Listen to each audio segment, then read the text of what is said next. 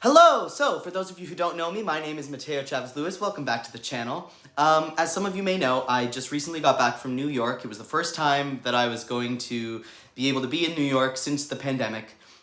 So it's been like 3 years since I've gone down, almost.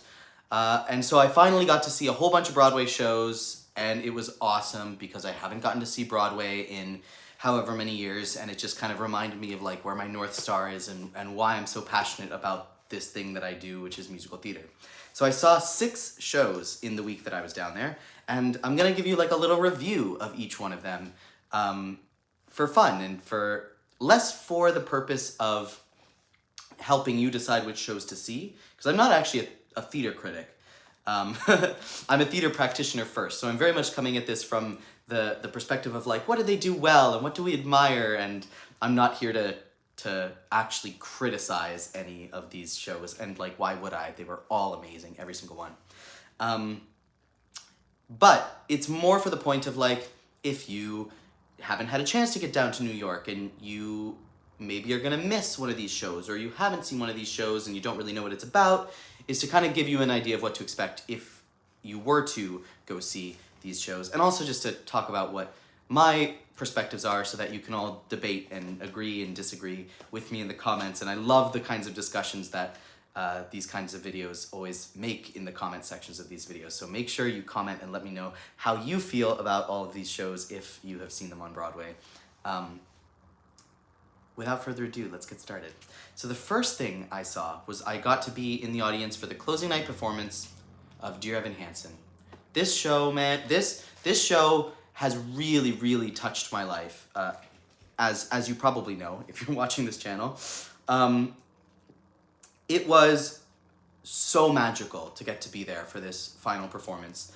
A whole bunch of people from the original cast and from different casts throughout time were in the audience. Ben Platt obviously was notably missing because he was off doing his tour.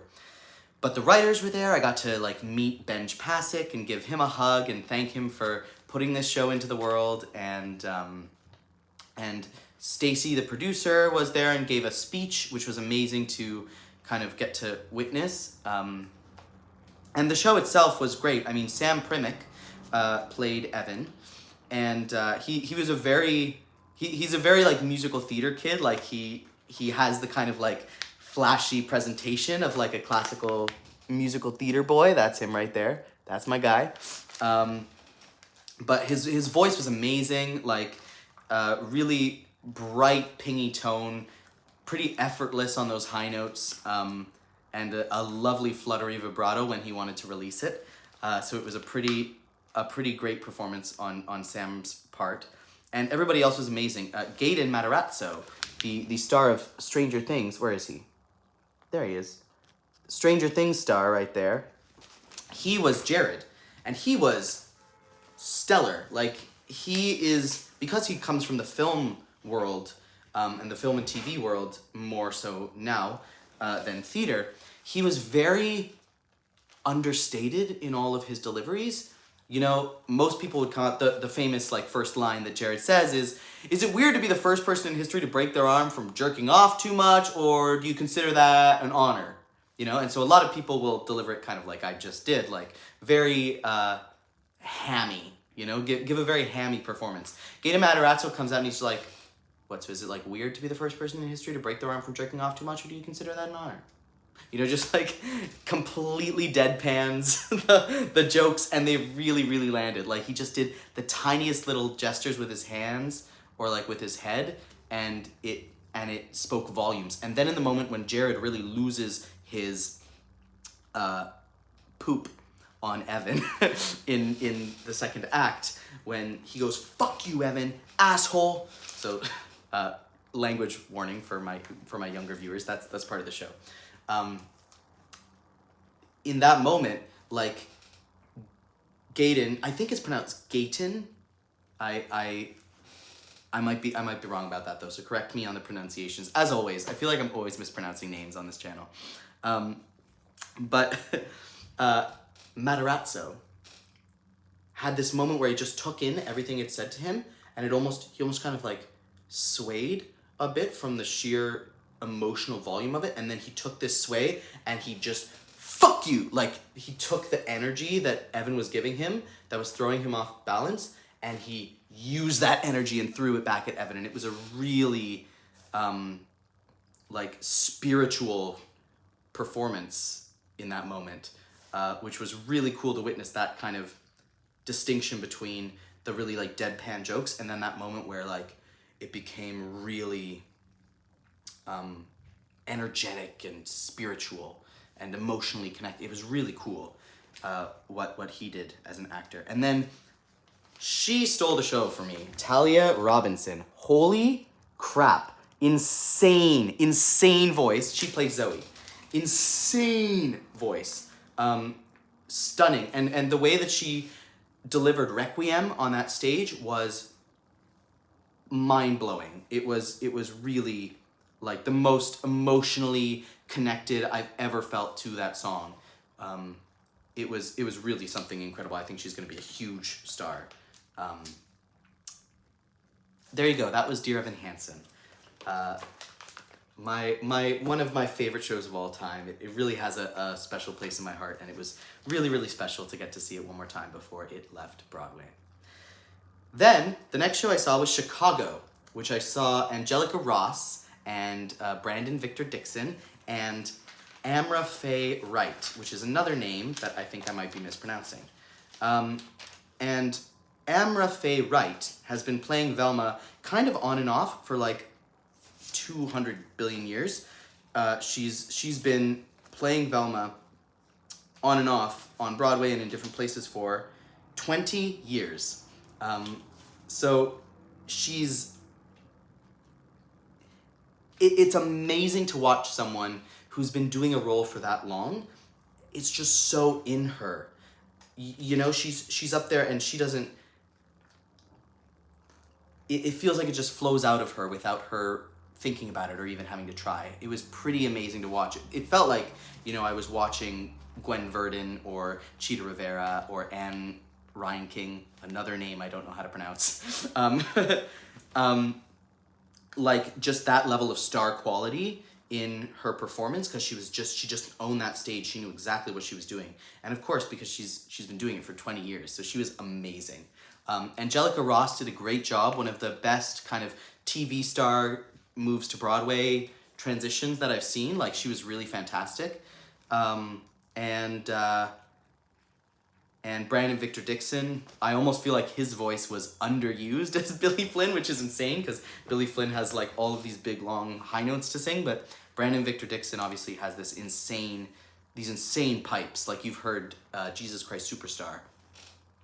He was Judas in the live production of Jesus Christ Superstar opposite John Legend as Jesus, and he was stunning in that vocally. And I feel like his voice was didn't have as much of a chance to shine, but he was great in what he did, and he played Billy Flynn with this really, really cool, calm, collected energy, which was really engaging and interesting, and made me really appreciate everything that Billy was saying and what the subtext was, which was really cool to watch.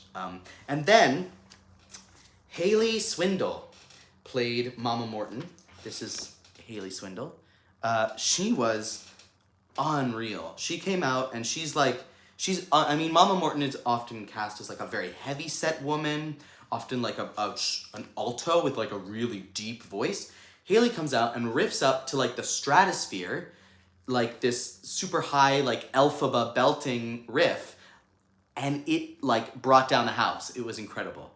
So Haley Swindle was a highlight of Chicago for me. I wish I had my phone with me. I would show you. In the song Razzle Dazzle, they have a bunch of confetti comes down from the ceiling, and I was sitting really, really close to the front. I was super lucky. I got the tickets discounted on the theater discount fund, and we were sitting right up front, and some of the like Razzle Dazzle confetti fell into my lap. And so I took it and I put it in my phone case. So now I'm kind of carrying around a little piece of Broadway Razzle Dazzle with me wherever I go. So that is part of what made the Chicago experience really memorable for me. Then I saw Into the Woods, which Like, you've got some of the biggest Broadway stars of all time on a stage doing one of Sondheim's greatest masterpieces. What more could you possibly want? You know, like Stephanie J. Block singing Moments in the Woods. Like, it was incredible. It was unbelievable. The pauses she took in that song. And I have a whole, and you can probably check it out. I'm going to put a card up here so you can check out the video that I made about Moments in the Woods. I have a whole video about it, so I've studied it a lot, and I've never seen somebody take these pauses that she took on, like, just remembering you've had an and when you're back to or. Makes the or mean more than it did before. Now I understand. And it was like this moment where she had the whole audience hanging on her every word. It was amazing. And Gavin Creel really stole the show for me in Into the Woods. Like, I know this show, obviously, it's like one of Sondheim's most popular shows. I am obviously obsessed with Sondheim. Duh, everyone is. And so I've seen this show a trajillion times. I know every word of the script, and there are jokes in there that are just not funny to me anymore because I've heard them too many times, and Gavin Creel made them all funny again. He took them all to this fresh, new place. It was so good. It was so good. Gavin Creel is one of my favorite Broadway stars of all time. Also, like, what a voice. Stupid. Anyways, then I saw Hadestown, featuring Lillias White as Hermes, and she broke my frickin' heart.